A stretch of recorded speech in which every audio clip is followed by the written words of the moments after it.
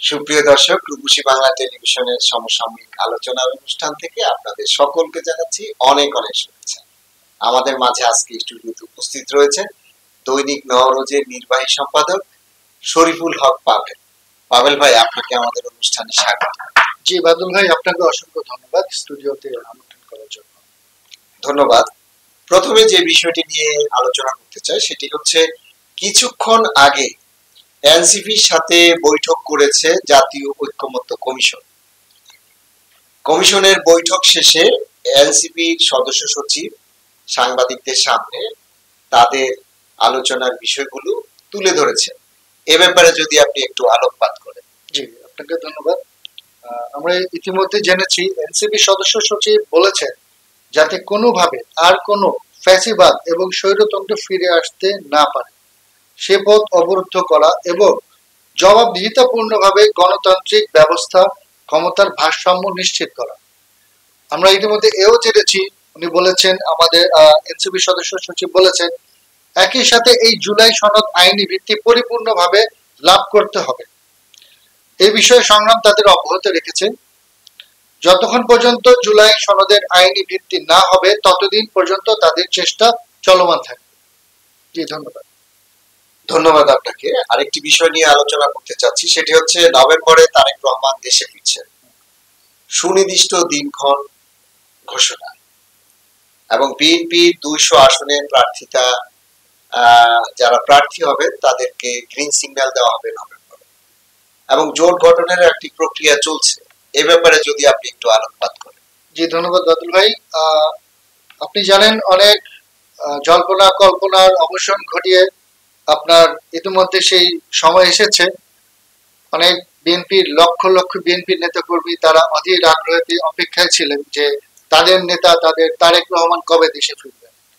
যদিও আমরা জানি উনি প্রতিদিনই আপনার ভিডিও কনফারেন্সে তাদের সাথে সংযুক্ত আছেন, প্রেস কনফারেন্স করছেন, সবকিছুই করছেন, সবকিছু ঠিকঠাক আছে। তারপরেও দেশবাসীর আশা, বিএনপি কর্মীর আশা যে কবে তিনি এই দেশের মাটিতে পা রাখবেন, এটার জন্য সবাই অধীর আগ্রহে অপেক্ষা করছেন।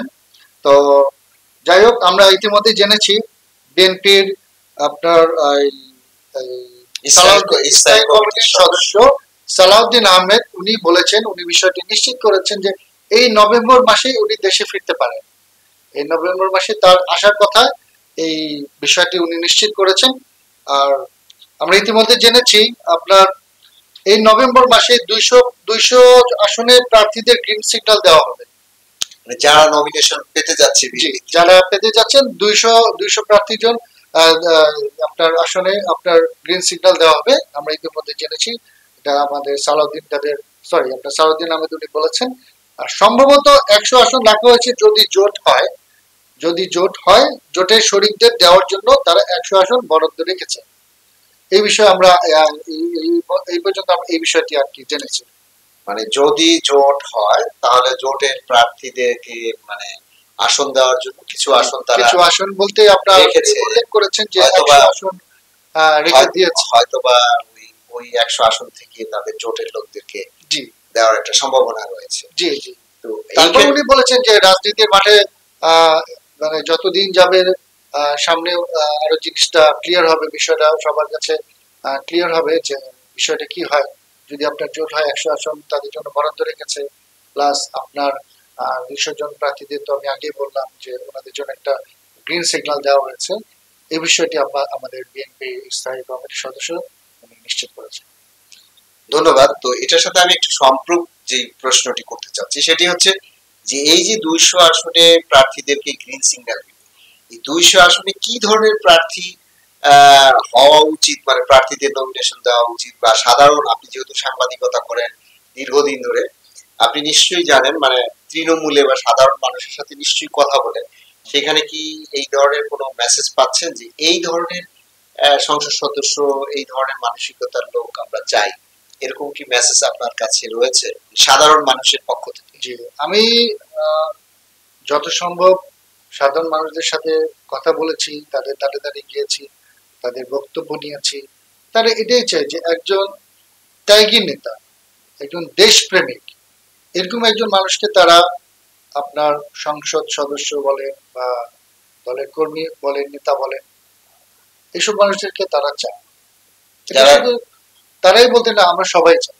হ্যাঁ, যারা আপনার দেশের জন্য আপনার অনেক কিছু ত্যাগ করেছেন, দেশকে খুবই ভালোবাসেন, দেশের জন্য কিছু করবেন, সেরকম মানুষকে জনগণ চায়। আমরাও আশা করব নিশ্চয়ই বিএনপির হাইকমান্ড এই বিষয়টিকে মাথায় রেখে যে দেশপ্রেমিক ত্যাগী নেতা এবং দেশের উন্নয়নে যাদের ভূমিকা রাখার চিন্তা ভাবনা রয়েছে, যারা কোনো দুর্নীতির সাথে অপরাধের সাথে জড়িত নয়, সেগুলো নিশ্চয়ই বিবেক বিবেচনা করেই তাদের নমিনেশন দিবে, এটা আমরা নিশ্চয়ই প্রত্যাশা করি। ধন্যবাদ পাবেল ভাই আপনাকে। আরেকটি বিষয় নিয়ে কথা বলতে চাচ্ছি, সেটা হচ্ছে জামায়াতের আমির তিনি তার একটি বক্তব্য বলেছেন, জামায়াত ক্ষমতায় গেলে নারীদের অধিকার নিশ্চিত করবে। এই ব্যাপারে কি মনে হয় যে নারীদের অধিকারটা নিশ্চিত করা তাদের পক্ষে সম্ভব বলে মনে করেন, বা তাদের যে বক্তব্যটা সেটা যদি আপনি একটু আলোকপাত করেন? জি, ধন্যবাদ বাদল ভাই। আমরা যতটুকু শুনেছি, জামায়াত আমির উনি বিষয়টি খুব ভালোভাবে ক্লিয়ার করেছেন। ওনার বক্তব্য আশা করি সবার কাছে, জনগণের কাছে, সবার কাছে ভালো লেগেছে। উনি একটা বিষয় নিশ্চিত করেছেন যে জামাত ক্ষমতায় গেলে নারীদের অধিকার নিশ্চিত করবে এবং নিরাপত্তাও নিশ্চিত করবে। তো এ বিষয়ে আপনার অনেকে বলতে পারেন, যারা সনাতন ধর্মের আছেন বা অন্যান্য ধর্মে যারা আছেন, যে জামাত যদি ক্ষমতায় আসে সেক্ষেত্রে তাদের কোনো অসুবিধা হবে কিনা বা তারা কোনো সুযোগ সুবিধা থেকে বঞ্চিত থাকবে কিনা। হ্যাঁ, এই বিষয়ে আপনার অন্যান্য ধর্মদের একটু একটু কৌতূহল আছে বা একটু কনফিউশনে আছে। তো যাই হোক, এই বিষয়টি উনিও ক্লিয়ার করেছেন, জামায়াতে আমির ক্লিয়ার করেছেন যে দেখেন, উনি খুব সুন্দরভাবে একটা জিনিস বর্ণনা দিয়েছে যে বৃষ্টি যখন পড়ে, বৃষ্টি কিন্তু শুধু ওই মুসলমান ঘরেই পড়ে না, হিন্দু বলেন, খ্রিস্টান বলেন, বৌদ্ধ বলেন, সবার ঘরেই কিন্তু পড়ে। তো সেরকমই আপনার জামাত যদি ক্ষমতায় আসে, যত ভালো আছে মন্দ আছে সবকিছুই তারা সবার সাথে ভাগাভাগি করবেন, সুখের সময়ও পাশে থাকবেন, দুঃখের সময়ও পাশে থাকবেন। এই বিষয়টি আমাদের জামাতে আমির উনি নিশ্চিত করেছেন। জি, ধন্যবাদ। ধন্যবাদ আপনাকে। আরেকটি বিষয় নিয়ে কথা বলতে চাচ্ছি, যেটা আমাদের চোখে খুব ব্যাপক পরিমাণে পড়ছে, বা আমরা যারা সমাজে বসবাস করছি সেখানে আমরা দেখতে পাচ্ছি যে প্রতিটা অলিতে গলিতে, প্রতিটা এলাকায়, সর্বত্রই মাদকের ভয়াল থাবায় মানে ছড়িয়ে পড়ছে, এবং প্রচুর পরিমাণে মাদক ভয়াবহতা ব্যাপকভাবে বেড়ে গেছে। এই ব্যাপারে আমাদের কি করণীয়, প্রশাসনের করণীয় কি, এবং রাষ্ট্রের করণীয় কি, এ ব্যাপারে যদি আপনি একটু আলোকপাত করেন। জি, ধন্যবাদ বাদল ভাই। খুবই গুরুত্বপূর্ণ একটা কথা বলেছেন। দেখেন, আমাদের দেশে শুধু যুব সমাজে নয়, কিশোর কিশোর বাচ্চারাও কিন্তু মাদকে ঝুঁকে পড়ছে। তো সবচেয়ে বড় কথা হচ্ছে যে আগে কিশোর গ্যাংয়ের এই বিষয়টি ছিল না, এই শব্দটিও ছিল না। কিশোর গ্যাং উৎপত্তি হওয়ার পরে, কিশোর গ্যাং জন্ম নেওয়ার পরে থেকে আমরা দেখতেছি 10 বছর, 12 বছর, 14 বছরের শিশুরাও তারা নেশাগ্রস্ত হয়ে পড়েছে। এই নেশার কারণেই কিন্তু তারা ছিনতাইয়ের পথ, চুরির পথ, ডাকাতির পথটা বেছে নিয়েছে। কারণ দেখেন, একজন কিশোর গ্যাংয়ের একজন সদস্য সে যদি মাদক সেবন করে বা মাদক ইয়ে করে, সে বিষয়ে কিন্তু টাকা পাবে কোত্থেকে? তো টাকা ইনকামের জন্য দেখা গেছে তাদের রুটি রুজির জন্য নয়, তারা শুধু মাদক সেবনের জন্যই ছিনতাইয়ের পথটা বেছে নিয়েছে। প্রতিদিন তারা যদি ছিনতাই করতে পারে বা চুরি ডাকাতি করতে পারে, তাহলে তাদের মাদকের জোগাড় হয়ে যায়। এই কারণে আমাদের দেশে দিনে দিনে ক্রাইম বেড়ে যাচ্ছে, দিনে দিনে মাদকাসক্ত বেড়ে যাচ্ছে। দেখা গেছে কিশোর গ্যাংয়ের এক ছেলে, তারই একজন, আর আপনি তো অবশ্যই জেনে থাকবেন যে এই কিশোর গ্যাংয়ের ছেলেগুলো কারা। এই কিশোর গ্যাংয়ের ছেলে কিন্তু দেখা গেছে যে কোনো সবজি বিক্রেতা, কোনো ভ্যান গাড়িওয়ালা, কোনো রিক্সা চালক, বা কোনো দেখা গেছে যে আপনার মধ্যবিত্ত ঘরের সন্তানও হতে পারে, বা আপনার একটা কাজের বুয়ার ছেলেও হতে পারে। তো দেখা গেছে যে তারা আগে যেমন টাকার জন্য, রুজি রুটির জন্য বা সংসার চালানোর জন্য তারা ভালো একটা পথ বেছে নিত, সবজি বিক্রি করতো, ভ্যান চালাতো, রিক্সা চালাতো। এখন দেখা গেছে তারা ওই নেশার পথে ঝুঁকছে, আর নেশার টাকা জোগাড় করতেই তারা এখন জড়িয়ে পড়ছে চুরি, ছিনতাই, এসবের দিকে। আর আরেকটা বিষয় কি, মাদক আমাদের দেশে কিন্তু আমরা যতটুকু জানি, আমাদের দেশে মাদক কিন্তু ম্যানুফ্যাকচারার হয় না। যতটুকু সম্ভব এটা বাইরের দেশের থেকে আসে। আমাদের পার্শ্ববর্তী দেশগুলো আছে, সীমান্তবর্তী এলাকা আছে, সেসব জায়গাগুলো থেকে আসে। আমি বলতে চাই, আমার একটাই কথা, যে এই যে আমাদের এত আইন শৃঙ্খলা রক্ষাকারী বাহিনী আছে, বিজিবি সদস্যরা আছে, তারা বর্ডারে কি করছে? আমি সবাইকে দোষারোপ করবো না বা সবাইকে খারাপ বলবো না, তো নিশ্চয়ই তাদের মধ্যে কোনো দুর্বলতা আছে বা ফাঁকফোকর আছে, যে কারণে এই মাদকগুলো আমাদের দেশে প্রবেশ করছে। আপনি যত বর্ডার এলাকা দেখেন সবকিছু খুবই খুবই সিকিউর, খুবই কড়া নিরাপত্তা কিন্তু আছে, তারপরেও কেন ঢুকছে, মানে একটা প্রশ্ন থেকেই যায়। তো ঢুকার কারণ একটা আছে অবশ্যই। আপনি দেখেন, যদি পলিটিক্যাল নেতা, স্থানীয় নেতা বলেন, তাদের যদি হাত না থাকে, আমার যে ধারণা, বাদল ভাই এটা আমার ধারণা থেকে বলছি, যে স্থানীয় নেতা, পুলিশ প্রশাসন, বিজিবি, এদের যদি হাত না থাকে, তাহলে একটা পিঁপড়া পর্যন্ত কিন্তু একটা বর্ডার থেকে প্রবেশ করতে পারবে। এটা আমার আর কি মন্তব্য। তো দেখা গেছে যে আপনার, আমরা অনেক সময় পেপার পত্রিকায় লিখি বা আমরা খবরে দেখতে পারি যে আপনার এর সাথে বিভিন্ন আপনার রাজনৈতিক নেতারা জড়িত, পুলিশ প্রশাসন জড়িত। আমরা এও আপনার প্রায় নিউজে দেখতে পারি যে পুলিশ সদস্যই অনেক সময় মাদক নিয়ে ধরা খেয়েছে। পুলিশ সদস্য নিজের পোশাক পরে মাদক কেনা বেচা বা বহনে ধরা খেয়েছে। এটা কিন্তু আমরা প্রতিনিয়ত চোখে পড়ছে। তো এই বিষয়টা কেন? তো আমি সরকারকে বলবো এটা খুব স্ট্রং ভাবে পদক্ষেপ নিতে। আমাদের পুলিশ প্রশাসন যারা আছেন, তারা যেন এই মাদকের চোরাচালানি বা সরবরাহ কাজে যেন জড়িত না থাকেন। তারা যদি একটু কঠোর হয়, আমার মনে হয় মাদক আমাদের দেশে প্রবেশ করতে পারবে না। কারণ এই মাদক প্রবেশ করে অন্য দেশের যেমন লাভ হচ্ছে, ধ্বংস হচ্ছে আমাদের দেশ। অনেক দেশে আছে আপনার ইন্ডিয়াতে বিক্রি হয় না, ইন্ডিয়াতে কেউ খায় না এই মাদক, ওখানে তারা ম্যানুফ্যাকচার করে আমাদের দেশে বিক্রি করছে। আমাদের দেশের ক্ষতি আমরা যদি নিজেই ডেকে আনি, আমাদের দেশের ক্ষতি আমাদের নেতারাই যদি ডেকে আনে, আমাদের দেশের ক্ষতি যদি আমাদের আইন শৃঙ্খলা রক্ষাকারী ডেকে আনে, বিজিবি ডেকে আনে, তাহলে তো এখানে কিছু বলার নেই। এর থেকে দুঃখজনক বিষয় আর কিছু হতে পারে না। তো যাই হোক, আমি সর্বশেষ এটাই বলতে চাই যে আমাদের বিজিবি আছে, তারপরে স্থানীয় নেতা, তারা যদি এই বিষয়টা একটু কঠোরভাবে পদক্ষেপ নেন, তাহলেই এই যুব সমাজ, কিশোর সমাজ মাদক থেকে মুক্ত পাবে ইনশাআল্লাহ। সেইখানে তো আমাদের আমরা যারা নাগরিক হিসেবে বসবাস করছি, আমাদের পারিবারিক এবং সামাজিক দায়বদ্ধতা তো আমাদেরও রয়েছে। আমাদের কি ধরনের দায়িত্ব পালন করা উচিত বা পরিবারের দায়িত্ব পালন করা উচিত, এ ব্যাপারে যদি আপনি একটু আলোকপাত করেন। জি, এখানে তো অবশ্যই আপনার পরিবারের যারা সদস্য, গার্জিয়ান রয়েছেন, বিশেষ করে বাবা মা, বড় ভাই, অভিভাবক যারা রয়েছেন, তাদের সবচেয়ে বড় ভূমিকা হচ্ছে তাদের সন্তান কোথায় যাচ্ছে, কার সাথে মিশছে, এগুলো একটু লক্ষ্য করা।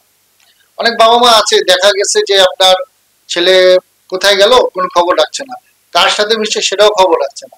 সঙ্গ দোষে কিন্তু অনেক কিছু নষ্ট হয়। ধরেন আপনি ভালো, কিন্তু আপনার একজন বন্ধু আপনার খারাপ, সে আপনাকে একটা খারাপ পথে নিয়েই যেতে পারে। সেই বিষয়টা অভিভাবকদের লক্ষ্য রাখতে হবে। আর বিশেষ করে এখনকার ছেলেপেলে দেখা গেছে কি, মানে তাদের অভিভাবকদের বাবা মার কাছে চোখ ফাঁকি দিয়ে অনেক কিছু করে বেড়ায়, অনেক কিছু, মানে অনেক কিছুতে জড়িয়ে যায়, আমরা সেটা দেখেছি। তো এই বিষয়টা যেন না হয়, পুনরাবৃত্তি না হয়, এই জন্য আমাদের অভিভাবকদের খুবই সচেতন থাকতে হবে। এবং এইখানে অভিভাবকদের পাশাপাশি আমরা যারা সামাজিক মানুষ হিসেবে যা আছি আর কি, সমাজের যে দায়বদ্ধতা, যে শুধু পরিবার তাদের প্রাথমিক দায়িত্বটুকু পালন করবে, এরপরে রাস্তায়, পরিবার, সমাজে যেখানে সে চলছে, সেখানে যদি সোসাইটি বা সমাজের লোকজন যদি সেখানে এই বিষয়টাকে প্রতিবাদ করে, সেখানে যদি শাসন করে, আমার মনে হয় এটা অনেকাংশে রোধ করা সম্ভব। শুধু বাবা মা না, অনেক সময় বাবা মার কথা শুনে না, কিন্তু সমাজে যারা প্রভাবশালী তাদের কথা কিন্তু অনেক ছেলে মেয়েরা ভয় পায় বা শোনে। তো সেই প্রভাবশালী লোকরা যদি ভূমিকা রাখে সমাজে, যে এগুলো এই মাদক নিয়ন্ত্রণের ক্ষেত্রে, নিশ্চয়ই সেখানে যে শিশু কিশোরদের যে বিষয়টা, যে শিশু কিশোরদের যে গ্যাং তৈরি হচ্ছে, মাদকের সাথে জড়িয়ে যাচ্ছে, সেটা অনেক অংশে কমিয়ে আনা সম্ভব? জি বাদল ভাই, আপনি খুব সুন্দর একটি পয়েন্ট তুলে ধরেছেন। দেখেন, বাসায় অভিভাবকদের কথা, বাবা মার মতো অনেক সন্তান যারা অবাধ্য, তারা শুনতে চায় না বা মানতে চায় না। সেক্ষেত্রে আমরা বাইরের দিকে কিন্তু আপনার এই ভূমিকাটা আরো ভালোভাবে পালন করতে পারি। সেটা কিভাবে আপনাকে আমি বলি। রাস্তাঘাটে আমরা যদি একটা রাস্তার মধ্যে যদি দেখি তিনজন চারজন এভাবে গল্প করছে বা একটু সন্দেহজনক মনে হয়, এলাকার যে মুরব্বী আছেন বা প্রভাবশালী ব্যক্তি আছেন যারা, তারা পদক্ষেপ নেই, তারা শাসন করুক, তারা দরকার পড়লে 999 ফোন করে তারা পুলিশকে অভিযোগ করুক, তারা এসে তাদেরকে গ্রেফতার করুক। একটা গলিতে, একটা রাস্তায় যদি এরকম বখাটে ছেলে পেলেদের আড্ডা থাকে, সেই ক্ষেত্রে আপনার অনেক দিক দিয়ে অসুবিধা। আপনি রাত 12টার দিকে যদি আপনার রিক্সা করে একটা আপনার রাস্তা দিয়ে যেতে থাকেন, তখন যদি আপনি 3টা ছেলে দেখতে পারেন, আপনি কিন্তু মনে কিছুটা হলে ভয় লাগবে যে রাত 12টার দিকে 3টা ছেলে এখানে দাঁড়িয়ে আছে, এতে তো উদ্দেশ্য খারাপও হতে পারে, ছিনতাইকারীও হতে পারে। তো আমার কথা হচ্ছে যে কিশোর ছেলে পেলে বা যুবক ছেলে পেলে মানে এইভাবে যদি আপনার রাস্তাঘাটে বা অলিতে গলিতে মানে ওদের একটা সংঘবদ্ধ মানে ভাবে দেখা যায়, সে বিষয়তে একটু ভালোভাবে নজরদারি করা উচিত আমার মনে হয়। এক্ষেত্রে আবার আর একটি সমস্যা রয়েছে, সেটি হচ্ছে যে সমাজের প্রভাবশালী যারা বা রাজনৈতিক প্রভাবশালী, যদি বলি রাজনৈতিক প্রভাবশালীরা দেখা গেছে যে এইসব ছেলে পেলেদের নিয়ে তারা মিছিল মিটিং, তাদের দল ভারী করে, যার ফলে তাদের কাছ থেকে এই সমাজে রাজনৈতিক যে প্রভাবশালীরা রয়েছে, তারা কিন্তু তাদেরকে ছত্রছায়া দিয়ে রাখে, তাদের শেল্টার দিয়ে রাখে। ভালো বলেছেন, আপনি ভালো বলেছেন। দেখা গেছে যে থানায় গেলে দেখা গেছে যে আপনার যারা মাদক কারবারি বা মাদক ব্যবসায়ী যখন ধরা খাচ্ছে, তারা কিন্তু জামিনের জন্য তার ওই বড় নেতাকে ফোন দিচ্ছে, তারাই কিন্তু জামিনের ব্যবস্থা করছে। কারণ সে জানে যে এটা আমার, সে মাদকাসক্ত হোক, সে ছিনতাইকারী হোক বা সে যাই হোক, ওকে যদি আমি বের না করতে পারি, আমার মিছিল মিটিং এ বা আমার দলের জন্য একটা ক্ষতি বয়ে আনবে। ঠিক আছে?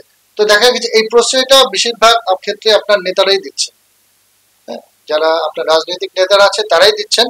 এই বিষয়ে তাদেরকে একটু বুঝতে হবে যে এই যে আমার দলের যারা কর্মী আছে বা মিছিল মিটিং এ যাদেরকে আমি 100 টাকা 200 টাকা দিয়ে ভাড়া করে নিয়ে যাচ্ছি, তারা যেন মাদকের দিকে ঝুঁকে না পড়ে, এই বিষয়টি নিশ্চিত করা। আর এটা আমাদের বলতে গেলে কি, আমরা সবাই যদি সোচ্চার হই, সবাই যদি কঠোর হই, তখন দেখা গেছে যে তাদেরকে যারা মদতদাতা, তাদেরকে যারা থানা থেকে বা আপনার হাজতখানা থেকে ছাড়িয়ে আনছে, তারাও কিছুটা হলে সচেতন হবে আমি মনে করি। ধন্যবাদ আপনাকে। আমরাও আশা করব যে নিশ্চয়ই রাজনীতিবিদ, বাবা মা, সমাজ, রাষ্ট্র, আইন শৃঙ্খলা বাহিনী সকলে মিলে প্রত্যেকটা এই শিশু কিশোর সন্তানদেরকে মাদক থেকে মুক্ত রাখার জন্য আমরা সবাই মিলে চেষ্টা করব, এই প্রত্যাশা করছি। পাবেল ভাই, আপনাকে আমাদের অনুষ্ঠানে আসার জন্য অনেক অনেক ধন্যবাদ। জি, আপনাকে অসংখ্য ধন্যবাদ, পাশাপাশি রূপসী বাংলা টিভিকে অনেক অনেক ধন্যবাদ। সুপ্রিয় দর্শক, রূপসী বাংলা টেলিভিশনের এই অনুষ্ঠানটি যারা দেখছেন তাদের সকলকে ধন্যবাদ জানিয়ে এখানেই শেষ করছি। আল্লাহ হাফেজ।